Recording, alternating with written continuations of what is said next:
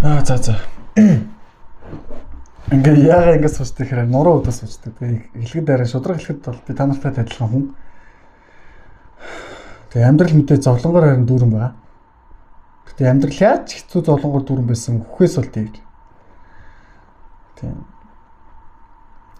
Тийм болохоор ер нь яагаад амьдрал зовлонгоор дүүрэн болцсон бэ гэдэг тухай өмнө би та нартай сайлтарч ирсэн шүү дээ. Тэр нь бид нэр хүч чадлаа алдаад утцсан, муу мухадаа баригдаад утцсан.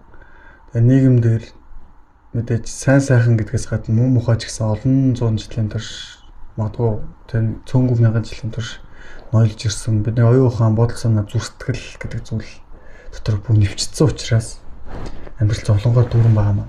Дотоод сэтгэлийн зовлон, бие махбодын зовлон, өвдгийн зовлон. Ингээл цаашаа зовлон тоож дуусна шүү. Зовлон хизээ жаргал болт юм бэ. Тэгэхээр ялаад шин чанараа өөрчлөсөн үед л байхгүй. Үхэхийн зовлон хэцүү хэрээрээ амьдрах илүү гоё болдог байхгүй. Тэгээд зарим хүмүүс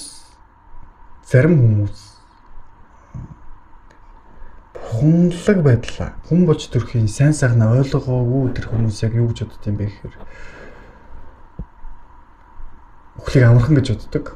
Эсвэл үхэл ирсэн ч гэсэн байхгүй гэж боддог. Гэтэ бидний төгс гаргалгаа яг юу юм бэ гэхээр үхлээс айхгүй байх чинь ерөөсө гаргалгаа нь биш ээ. Үхлийг ялах чинь төгс гаргалгаа нөхгүй юу?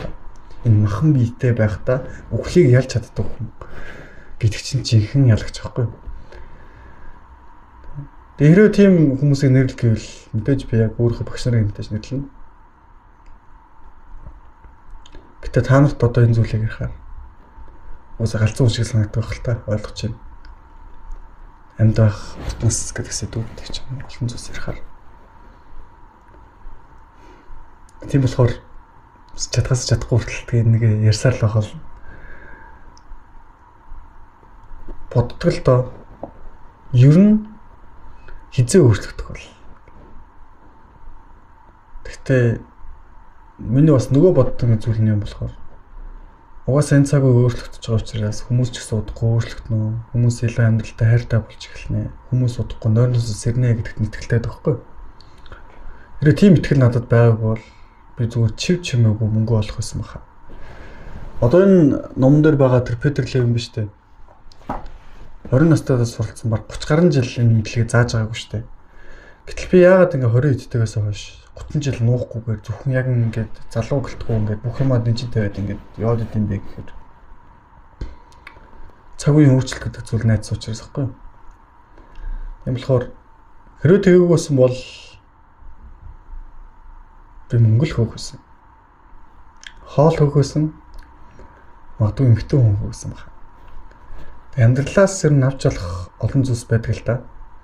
Тэрийг хөөнгөө хажуугаар нь мөрөөдлөө биелүүлээд явах нь илүү гоё юм шиг санагдсан учраас л одоогийн мөрөөдлөө одоогийн зүйлс хийж байгаа гэсэн үг. Тийм болохоор харилцаа ойлголцоод явах хичээгээрэй.